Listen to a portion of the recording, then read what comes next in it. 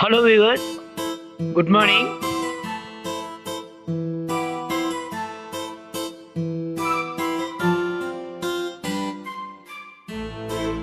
வாழப்பாடியில் இருக்கிற ஒரு காம்ப்ளெக்ஸை பற்றி தான் இப்போ நம்ம பார்க்க போகிறோம். 4 வீலர் 2 வீலர் எது வேணாலும் நிறுத்திக்கிற அளவுக்கு வசதிகள் இருக்கு.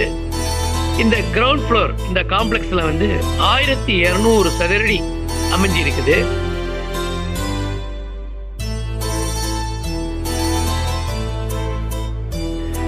அது மட்டும் இல்லாமல் ஒரு லாக்கர் ரூம் தனியாக ஒரு ரூம் அமைஞ்சிருக்கு.